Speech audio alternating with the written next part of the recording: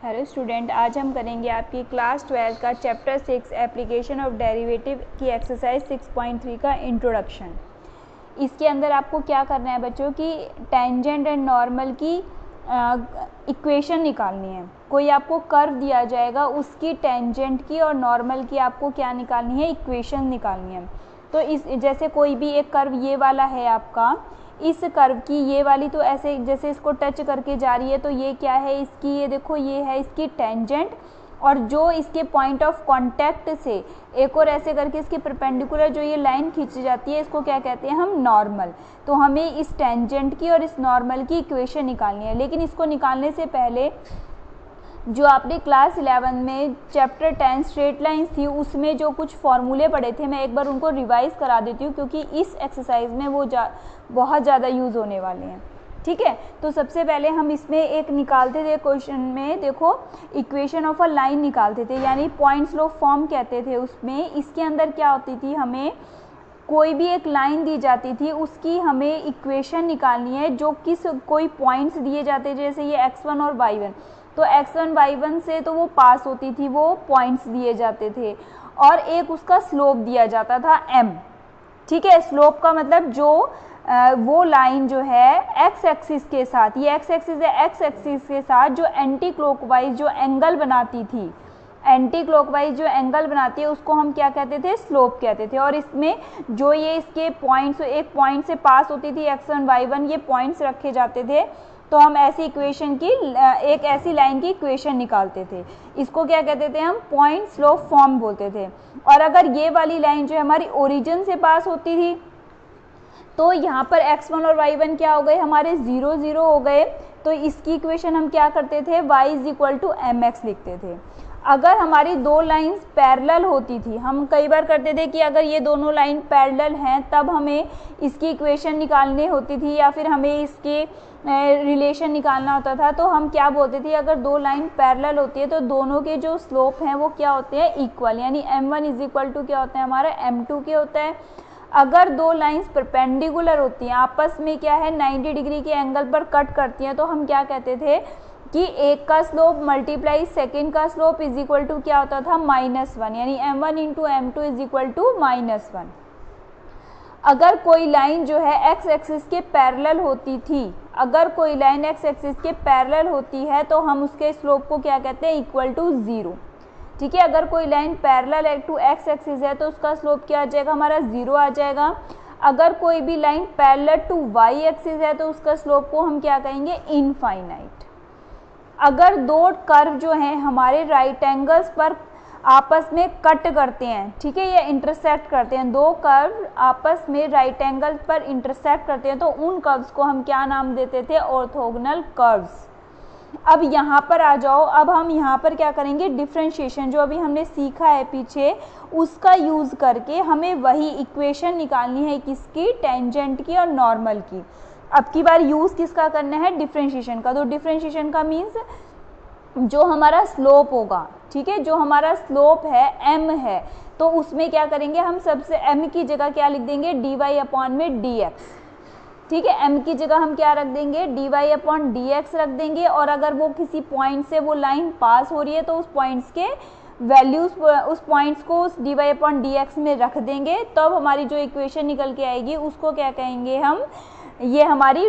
Slope की equation निकल जाएगी, या फिर हमें नॉर्मल की भी निकालनी होगी। Derivative of a function at a point gives a slope of A tangent at that curves at that point. मतलब क्या है कि किसी भी कर्व का जब हम फंक्शन का डेरिवेटिव करते हैं और उस पॉइंट पर रखते हैं, जो पॉइंट से वो पास हो रही है हमारे उस पॉइंट पे, तो वो हमें क्या देती है, स्लोप देती है, gives a slope of A tangent, उस टेंजेंट की स्लोप देती है, और वो पॉइंट रख देते हैं तो एट दैट पॉइंट पर देती है। ठीक है, जैसे हम कोई भी लाइन है, जैसे हमारी जो स्लोप है वो x0 y0 पॉइंट से पास हो रही है, तो y - y0 और x - x0 तो हो गया। अब ये फंक्शन को अगर मैंने f(x) से रिप्रेजेंट किया तो इसका डेरिवेटिव क्या हो जाएगा हमारा, f'(x). ठीक है, तो इसका डेरिवेटिव क्या हो जाएगा हमारा, f'(x) हो जाएगा। लेकिन उस पॉइंट, पर्टिकुलर पॉइंट पर निकालना है, तो x की जगह हम वो पॉइंट की वैल्यू रख देंगे, यानी कि x0 रख देंगे। अब इसको मैं एक एग्जांपल के थ्रू आपको समझाती हूँ। देखो इसके अंदर लिखा है find slope of the equation of tangent to the curve. Find slope and the equation of a tangent to a curve, यानी कि हमें किसी भी इक्वेशन की स्लोप निकालनी है और उसकी टेंजेंट की इक्वेशन निकालनी है। और कर्व हमें क्या दे रखा है, देखो y is equal to x की क्यूब माइनस एक्स और x इज इक्वल टू 2 पर दे रखा है। तो मैंने आपको क्या बताया, स्लोप का मतलब हमें क्या करना है, उस गिवन फंक्शन का डिफरेंशिएट करना है, यानी कि dy अपॉन dx करना है। तो y is equal to x की क्यूब माइनस एक्स था, तो उसका डिफरेंशिएट किया हमने विद रिस्पेक्ट टू x, तो ये आ गया हमारा 3x स्क्वायर, माइनस में x की जगह क्या रख दिया मैंने, x का क्या हो गया हमारा 1 हो गया। अब at x is equal to 2 पे पूछा है, तो x की जगह यहाँ पर क्या पुट कर देंगे, 2 पुट कर देंगे। तो dy अपॉन डी एक्स क्या आ जाएगा, 2 2 जा 4 3 जा 12 माइनस 1 इज इक्वल टू क्या आ गया हमारा 11 आ गया। तो अब हमें क्या निकालना है, देखो हमें इक्वेशन ऑफ टेंजेंट भी निकालनी है, तो हमें इसके लिए पॉइंट्स पता होने चाहिए। अब x की वैल्यू तो इन्होंने हमें 2 दे रखी है, तो यहाँ पर हम कर्व में रखें, क्योंकि अगर ये हमारा देखो जैसे कोई भी एक कर्व ऐसे जा रहा है और ये इसकी टेंजेंट जा रही है, तो अगर यहाँ पर ये x इज इक्वल टू 2 पे जा रहा है तो ये कुछ y की वैल्यू भी तो देगा। यहाँ पर x इज इक्वल टू अगर 2 है हमारी, यहाँ पर x इज इक्वल टू 2 है, तो यहाँ पर y इज इक्वल टू भी तो कोई वैल्यू होगी एट पॉइंट ऑफ कॉन्टैक्ट पर। तो यहाँ पर इस कर्व के अंदर x इज इक्वल टू 2 रख दिया मैंने, तो y की वैल्यू कितनी आ गई हमारी 6 आ गई। तो ये पॉइंट ऑफ कॉन्टैक्ट मेरे क्या निकल गए, x इज इक्वल टू 2 और y इज इक्वल टू क्या निकल गए मेरे 6। ठीक है, x देखो x जो इज इक्वल टू 2 दे रखा था वो मैंने कहाँ रख दिया, y में रख दिया, तो x इज इक्वल टू 2 आ गया मेरा, y इज इक्वल टू 6 आ गया, पॉइंट ऑफ कॉन्टैक्ट आ गए मेरे पास, और स्लोप कितनी दे रखी है मुझे 11। तो इक्वेशन रखो y माइनस y नॉट कितना है मेरा 6। अब dy upon d x at x is equal to 2 पर कितना है मेरा 11 है, तो यहाँ पे 11 एफ डैश एक्स नॉट और x माइनस 2, इसको सॉल्व कर लेंगे, 11x माइनस 22 हो गया, यहाँ पे इसको इधर ले आए, तो ये हमारी क्या इक्वेशन बन गई, देखो 11x minus y minus 16 is equal to 0। तो हमारी स्लोप कितनी निकली थी 11 at x is equal to 2 पर, और इक्वेशन ऑफ टेंजेंट कितनी निकल गई हमारी 11x minus y minus 16 is equal to 0। अब अगर मुझे इक्वेशन ऑफ नॉर्मल निकालनी हो, देखो अभी तक मैंने क्या निकाली थी, टेंजेंट की निकाली थी। अब अगर मुझे नॉर्मल की निकालनी हो तो हमें देखो मैंने उसमें एफ डैश एक्स नॉट किया था, एफ डैश एक्स नॉट किया है, यानी कि ये मेरा मान लो m1 है, ये क्या है मेरा m1 है, तो यहाँ पर वही करना है। देखो नॉर्मल की निकालने के लिए y minus y naught is equal to m2 कर देंगे, वहाँ पे m1 था, टेंजेंट का स्लोप m1, नॉर्मल का क्या लिख दिया हमने m2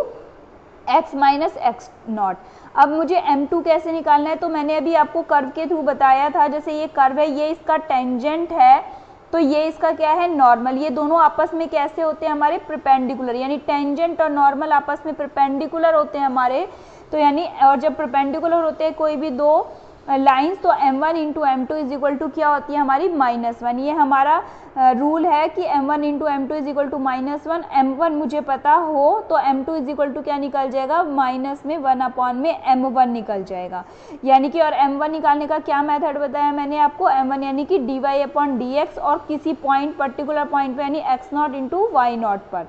तो माइनस का 1 अपॉन में dy upon d x x naught y naught पर, या फिर हम इसे ये भी कह सकते हैं माइनस का f डैश